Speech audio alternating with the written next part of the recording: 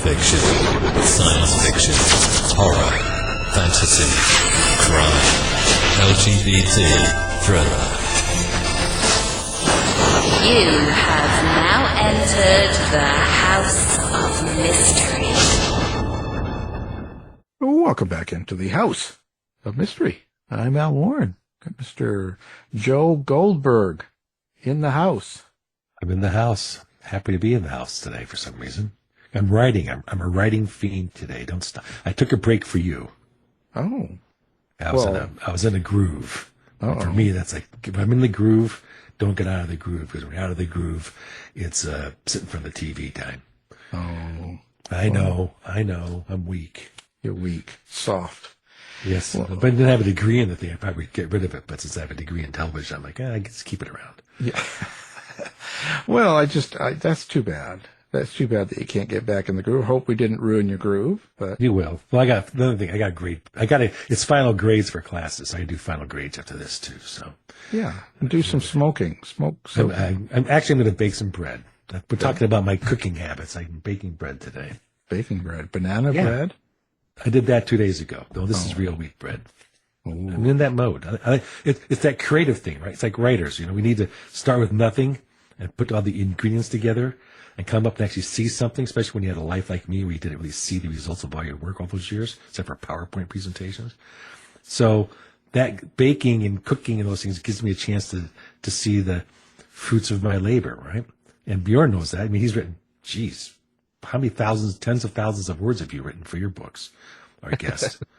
I mean, like big books. So, I mean, that's a craft. It's a mix. It's a menu. It's a recipe. So that's kind of why I do it. He's writing sourdough. Sourdough? I guess I don't want to get into sourdough. I'm sinking away from sourdough right now. It's too much. Too hard. Too hard, yeah. Well, we're going to talk about Bjorn and his writing. We got his latest book is the Rune of Whispers. Now, this is outside the Felspar. It's book 5. So he's doing a series. So Bjorn Leesson, thank you for coming on the show. Thank you very much for letting me in the house. Well, yeah, you can be in the house, just polite and take your shoes off. We'll judge that. Yeah. Yeah. And bring your own coffee. You don't drink the coffee here. It's bad, poisonous. So listen, where did you how did you find your way into this writing world? Like, what was going on? What bad event happened to make you all of a sudden sit down and write? Actually, writing started for me as technical and nonfiction type writing, but other than the work writing I did for companies I worked for, the technical aspect, the nonfiction was historical. I've always loved history. It's just been my favorite thing ever since I can remember, and I started kind of dipping my toes in creative writing, just because I wanted, there's always gaps in history, and I always wanted to fill those gaps. So I would kind of make up my own history to fit into established history. And it was really more just of a hobby, something to keep myself busy, something to do. But where I got serious about it actually was, there was a discovery in England of a burial mound. It was a Viking burial mound. This was in the 60s, I think. And they didn't examine the remains real close because at the time it was accepted if it's a Viking, it's a male. So they didn't really, spend a lot of time going into detail other than the grave goods and things. But in the last 10 years, I think 10 years ago, they re-examined the remains and found out it was a woman. It wasn't a man. So this was back then we're just starting to accept that women could be warriors, and, wasn't generally accepted to that point, especially in the Viking culture. So that really stuck in my head that, wow, I mean, that's a really interesting turn of events in history. So I started just kind of playing around with the idea of this female Viking warrior who was highly regarded, judging by the grave goods and things that she was buried with. So she was more or less a chieftain that was leading other warriors in battle against the Saxons in England. So that really got my creative side going. And I just started building and created this character, Myrgjol the Dokkesdottir. And I just kept adding the uniqueness to her. I decided to make her, instead of blonde hair, blue eyed, male Viking warrior, pale skin, she was going to be half Norse and half Northern African. So she had a very unique physical appearance. And I decided to start tacking on all these personality quirks that she has. She doesn't like odd numbers. She likes to eat round food. She likes to antagonize her friends playfully, just little things to give her some oddball personality. And then the icing on the cake was the mysterious part I threw in, which is, this strange power that she has in her.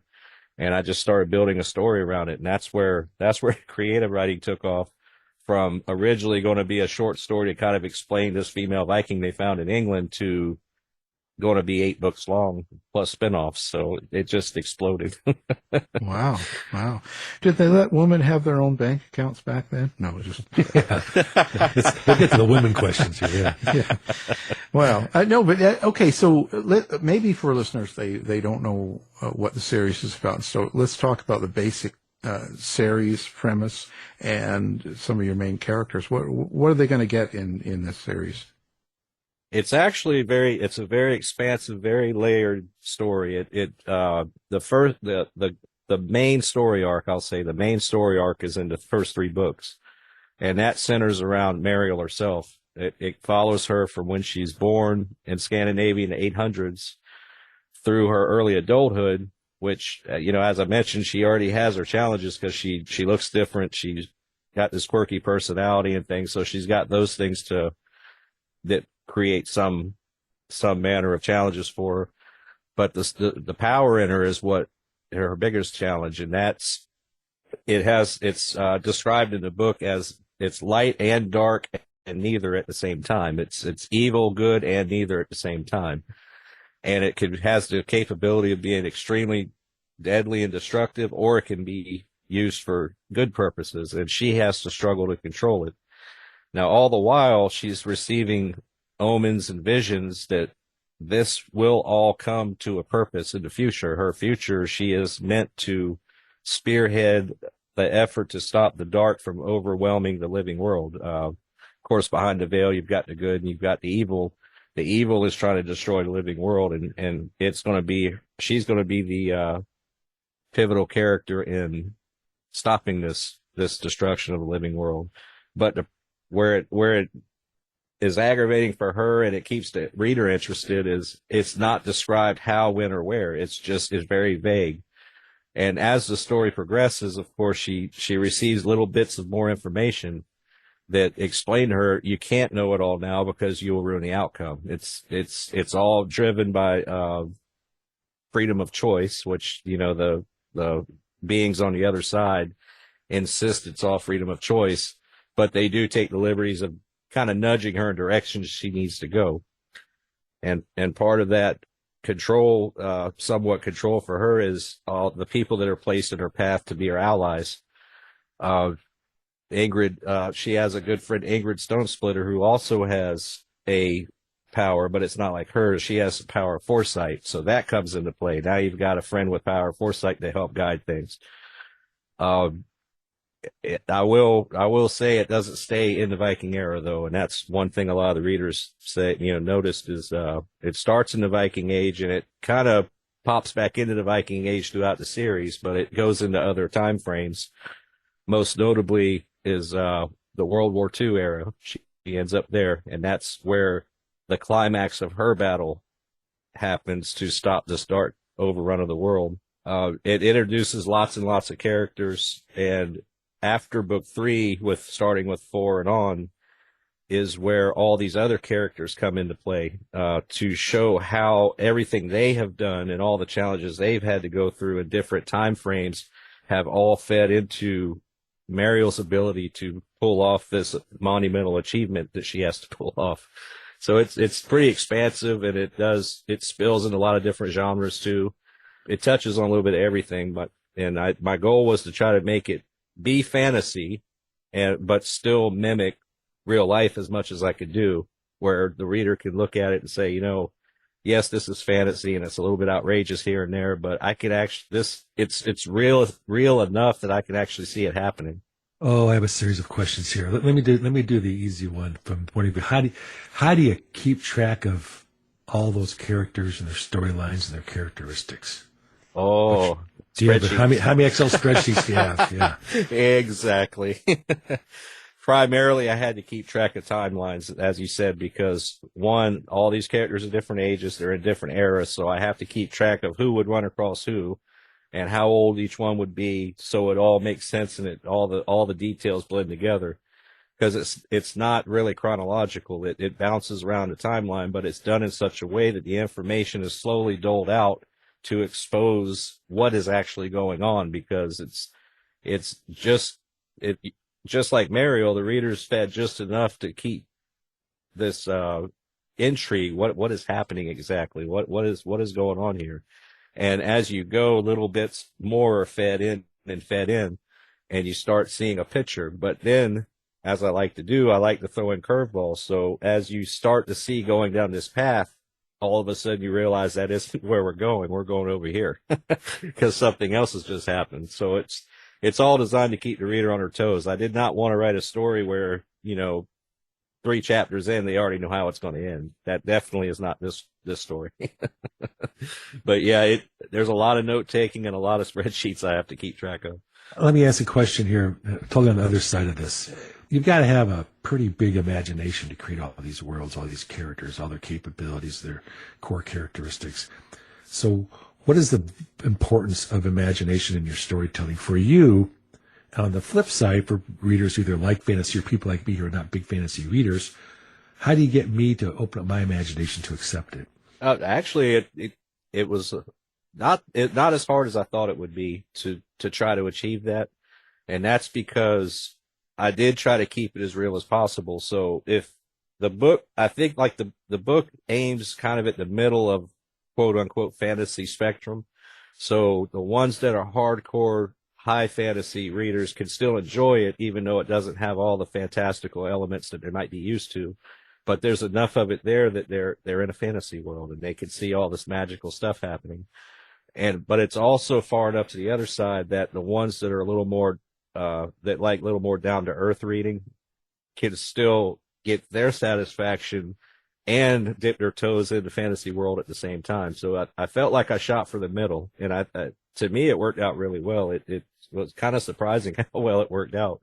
So, when you're going back into that time, how much research do you do to fill in and to make it fit the timing of when you're writing?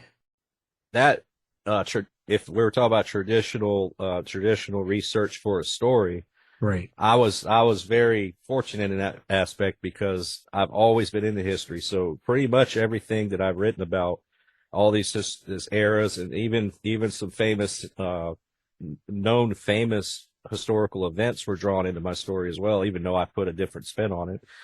But that was already in my head. So there were times I had to go back and refresh, dig out some books from the shelf or get on the internet and refresh my memory on some things to make sure I was in the right place where I should have been.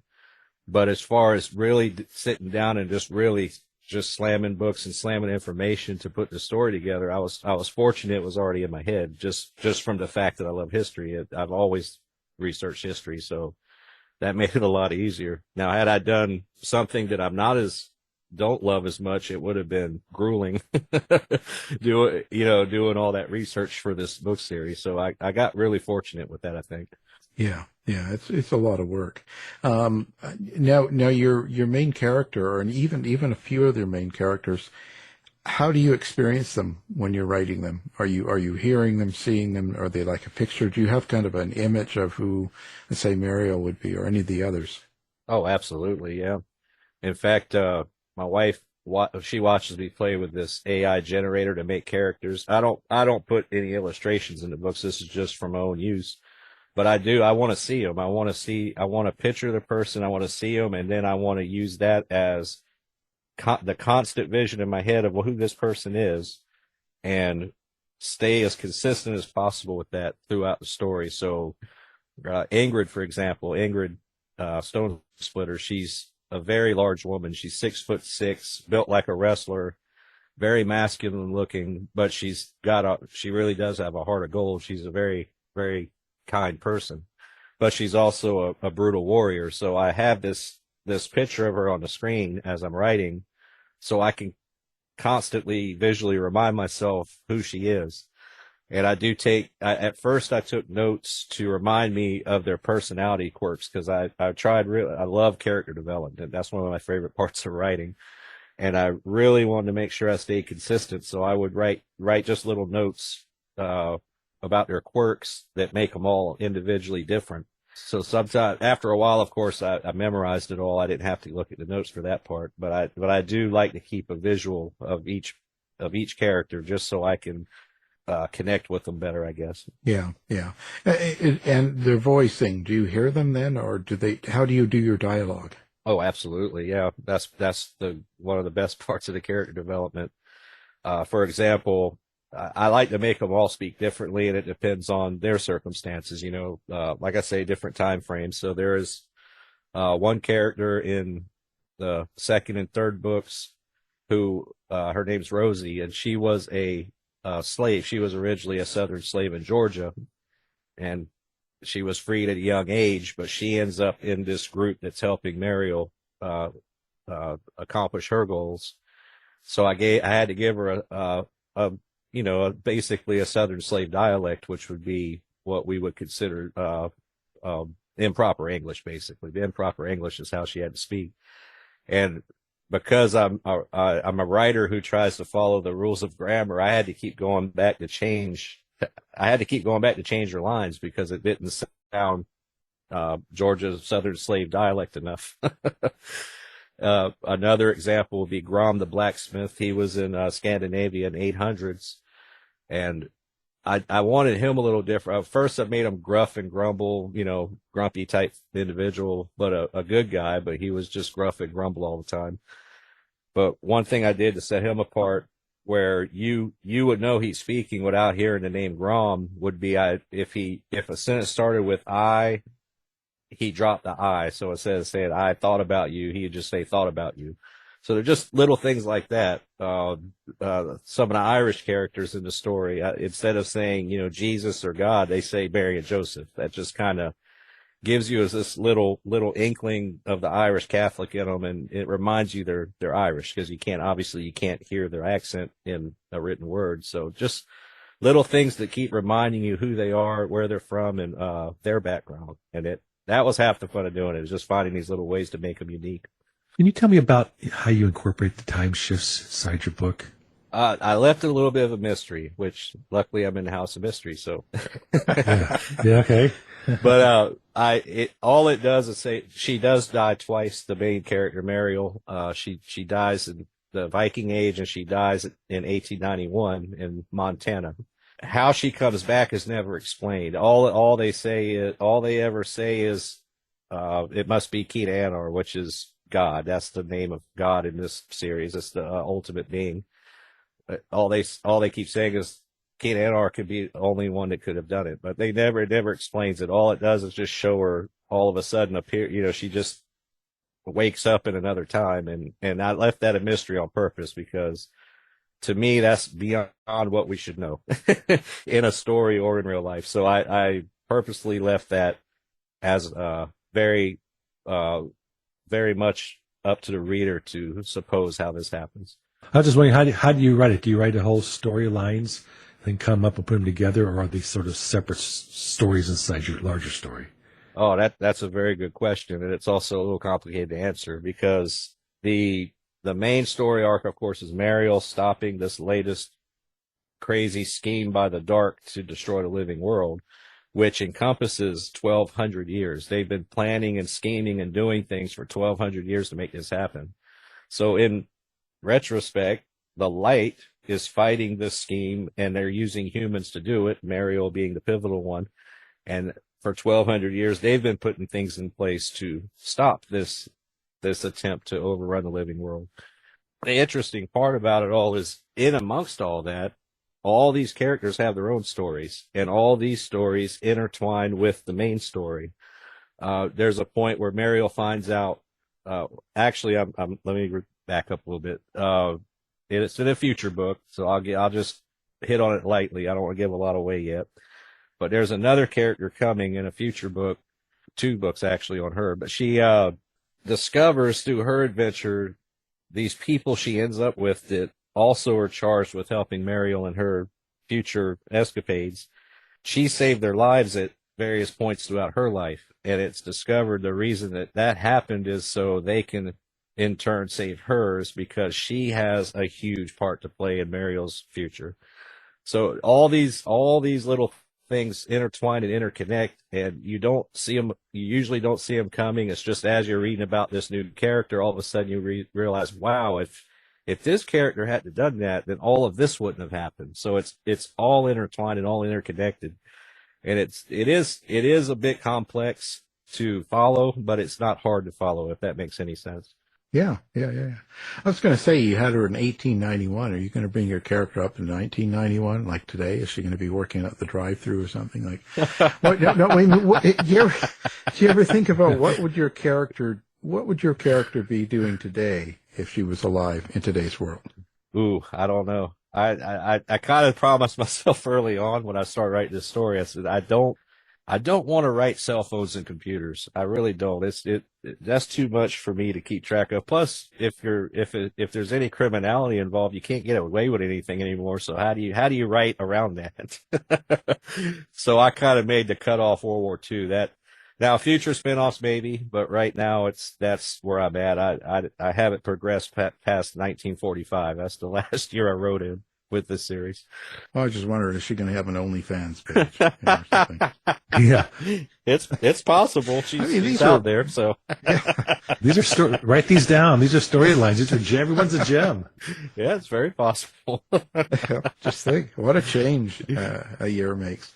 Listen, with that, and you've written 5 books already, and it sounds like you're doing 8. Has some sort of meaning come out of the series as you've come along, even if it's just organically without an intention? Was there some sort of direction you went in and something you hope the reader takes away? Not so much. I wrote it purely as just entertainment. It really is just entertainment. However, because of all the twists, turns, there is a lot of spirituality, not necessarily centered around a specific religion, but there is a lot of spirituality that touches on several different ones.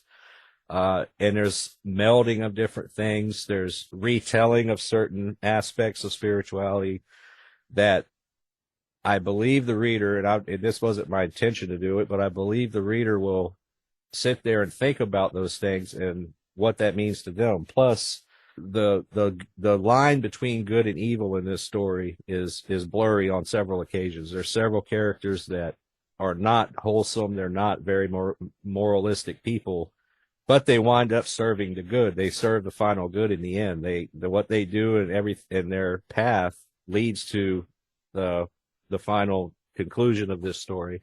And on the flip side of the coin, there's a lot of good people that make a lot of terrible mistakes and do a lot of terrible things and threaten the outcome to go the wrong way.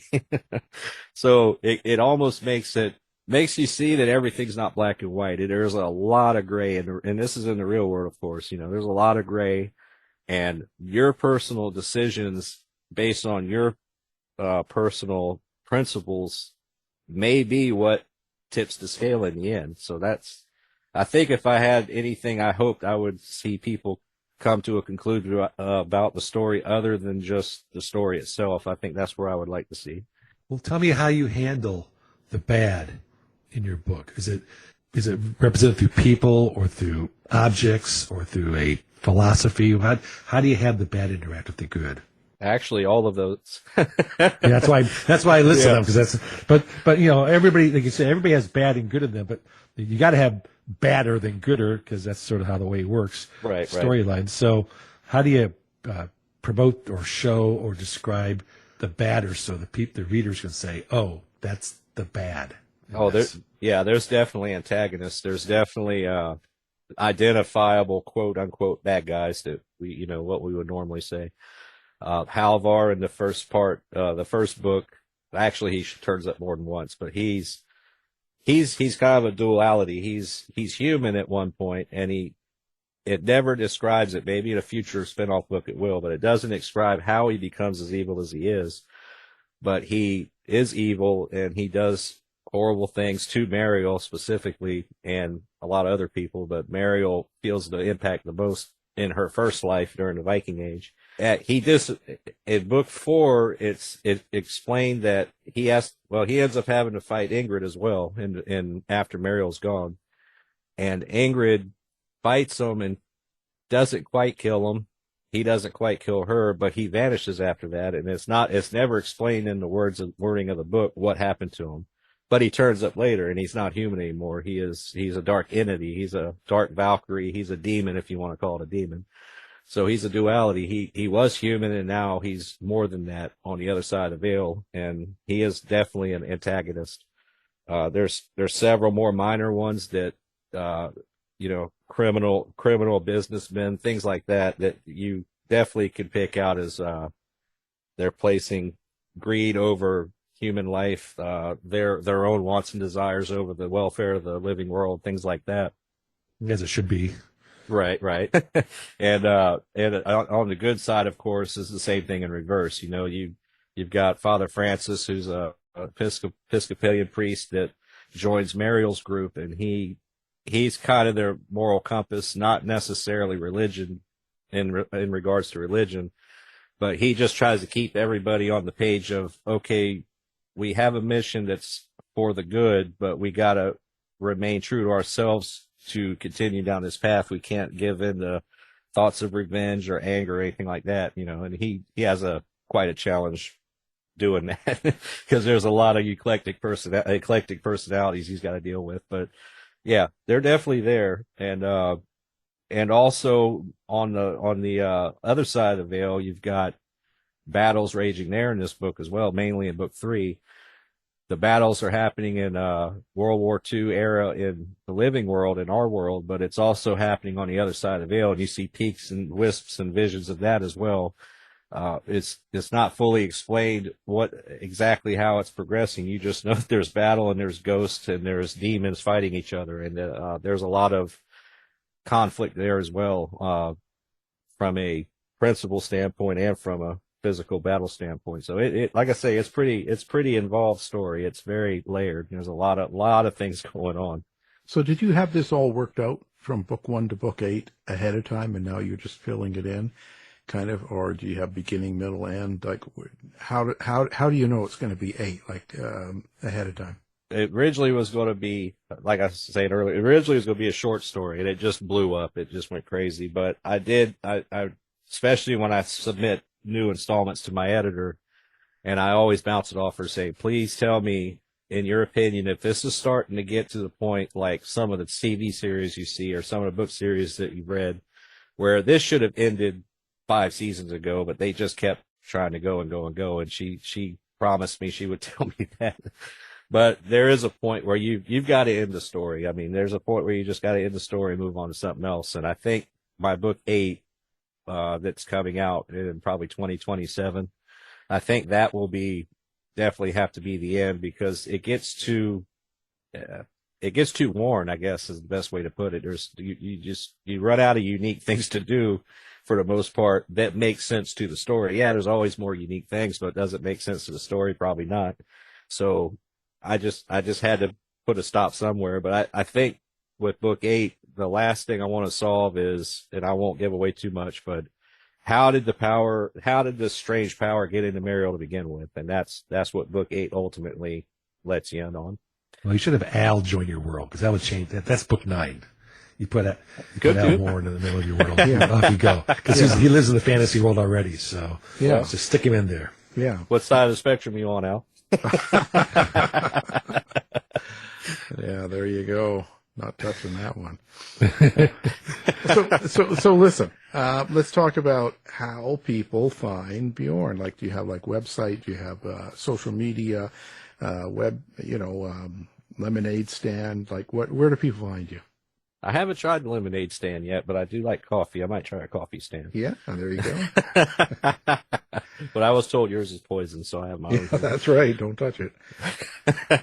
No, you could go. The best place to go is thalspar.com, THALSPARR.com, and that's the kind of the hub for everything about the series. It tells you where you can go get the books. It gives you a little more information about them. There's videos, a couple video trailers I've been starting to put together to generate a little bit of interest, visual interest. Ways to contact me through Mickey at Creative Edge Publicity and things like that. It gives you a little bit of everything. I'm also on Facebook. Just type in Bjorn Leesson. There's not very many of those, so it should pop right up. Common name. Yeah. Well, there you go. Now, we'll have all that up on our website as well, and we appreciate you being here. And everyone get Rune of Whispers. Actually, get the whole series, and I always say, don't break up a happy family. Get the whole family. Yeah. Bjorn Leesson, thank you. Thank you very much. I appreciate it. This has been a production of the House of Mystery Radio Show. To find out more about our show, guests, or hosts, go to our website at houseofmysteryradio.com.